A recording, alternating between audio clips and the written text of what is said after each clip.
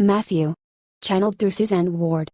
October 2015. With loving greetings from all souls at this station, this is Matthew. Earth is orbiting in astral planes wherein vibrations are impacting your society at a quickening pace. As linear time is crunching up, everything in your world is being pushed more swiftly toward remedy, resolution or final moment, and third-density karmic experiences are moving faster toward completion. This acceleration is causing the Illuminati to take irrationally desperate measures to cling to their remnants of control in New York City and Washington, D.C.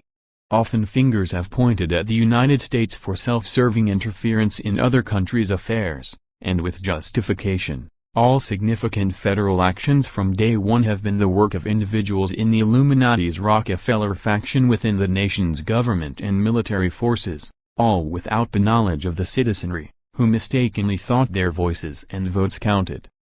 Let us tell you what evolved civilizations have long observed about your world. People ruled by other corrupt governments knew they were captives of their political systems. However, only recently and only some United States citizens are realizing that they've been duped into believing they lived in the land of the free, and what they've been told generation after generation: we must fight our enemies who want to destroy our freedoms and democratic way of life. Thus, as your world reels from aerial strikes on Doctors Without Borders Hospital in Kunduz, Afghanistan, a tragedy stemming from Illuminati madness, the blame falls on the United States via the wrongful assumption that the country's commander-in-chief authorized the unconscionable attack. The fact is, behind the scenes President Obama and others in positions of influence, primarily individuals in the U.S. and in China, Israelis who know Netanyahu's dark intentions to foment Russian President Vladimir Putin, Prince William, Duke of Cambridge, and Pope Francis, have been collaborating to uproot all of the far-reaching tentacles of the Illuminati's Rockefeller and Rothschild factions. That attack on the hospital, explosions at a peace rally in Ankara, Turkey, clashes between Israelis and Palestinians, the situation in Syria, and shootings in the United States have caused some to view deadly violence and other prevalent conditions globally as unsolvable problems. Dear ones, none of the issues of your concern, which also include effects of climate change, lack of clean water, deforestation, near extinction of some animals, diminishing bee population, widespread surveillance, unjust legal and justice systems, enforced vaccinations, massive impoverishment and rampant pollution, as well as war mentality, bigotry, greed and ignorance of truths is unsolvable.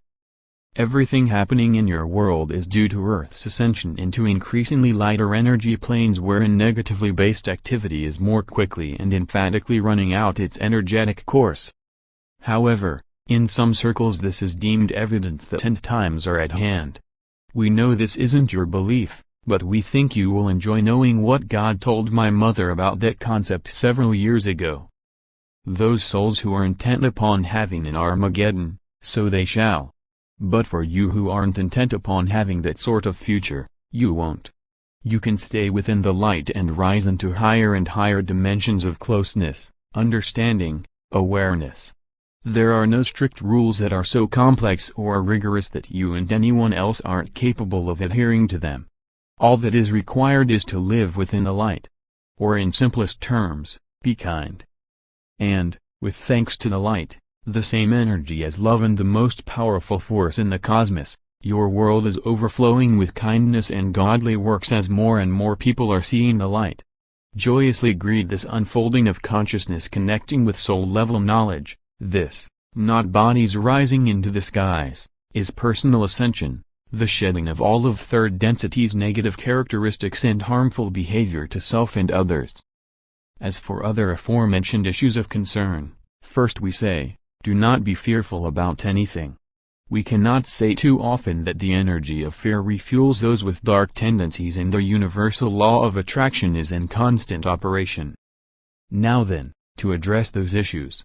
Harsh effects of climate change will ease as Earth gets closer to attaining her once moderate climate worldwide. If necessary, residents of sea-level island areas will be relocated in plenty of time to avert danger.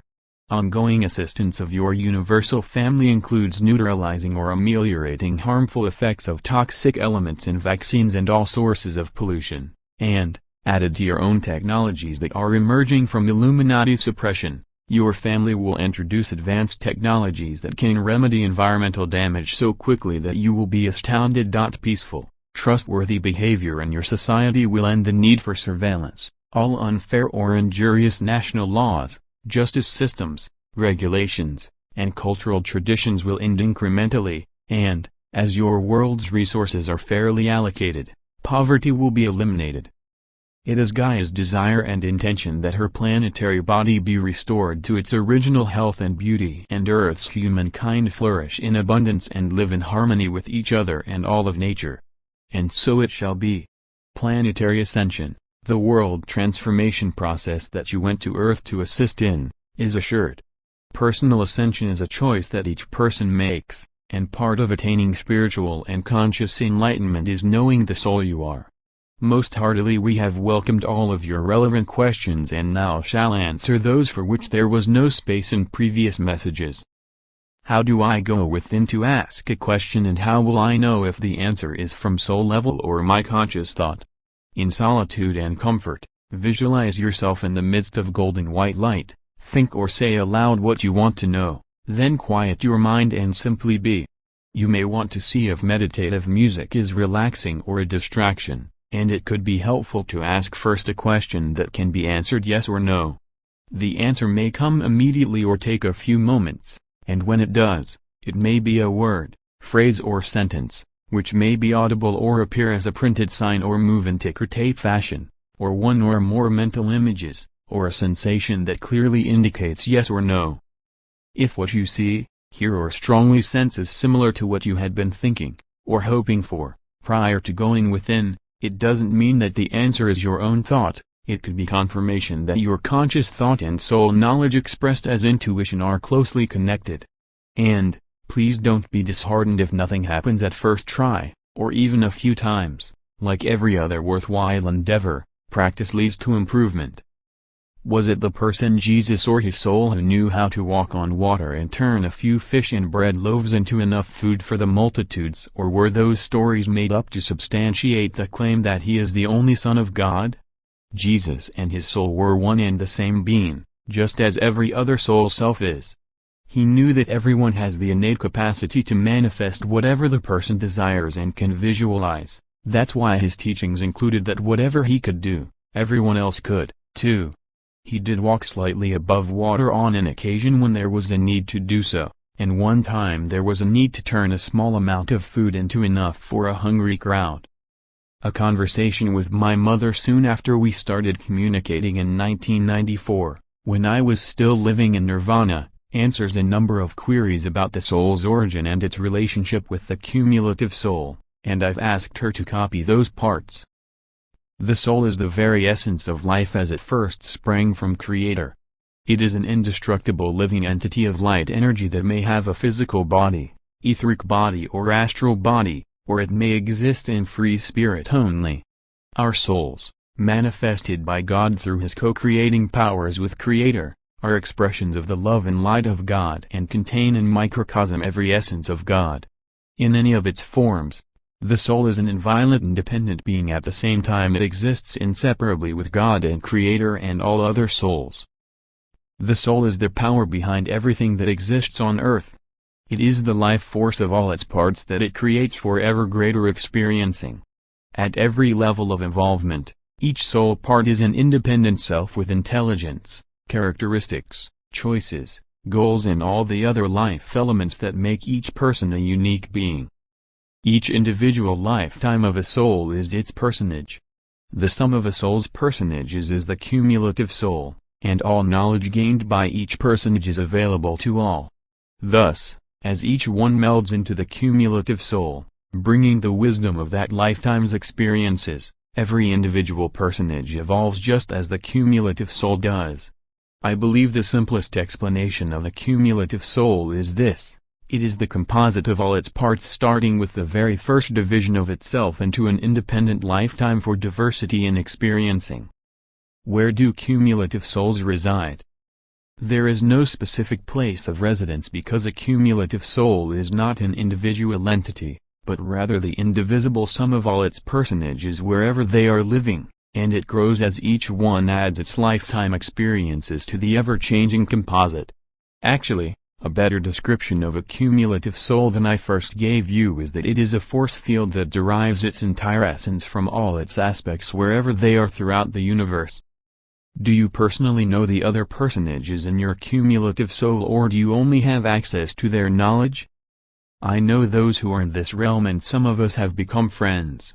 Some are spending a lifetime on Earth, and I know very well who they are. Some have moved so far toward the light that our energy densities are incompatible, so a meeting isn't possible, and others have regressed far from the light into lower densities, and I'm surely not interested in going there. Some have chosen lifetimes out of this galaxy, where I don't travel often, so I'm barely acquainted with them. Each has its own soul growth to accomplish, Mother. Wherever the other personages are experiencing for their individual growth, we're always within the familial bonding of our cumulative soul. But it isn't necessary that we meet or share lifetime interests or know all the details of each other's lives. What we do share is the essential knowledge of our collective awareness, otherwise all the individual soul's learning would be wasted. The cumulative soul can advance from its station toward the light only by the advancement of its personages. Therefore, each one not only has the benefit of the cumulative soul's composite knowledge, but it is continuously given encouragement at soul level to master rich chosen lessons so the cumulative soul can evolve. However, that is not self-serving. With that soul's advancement, all of its personages also have the opportunity to evolve. But, depending upon the free will choices of each, the personage can either grow toward the light or regress so far as to become trapped in base energy. If a personage becomes trapped, how does that affect its cumulative soul's energy?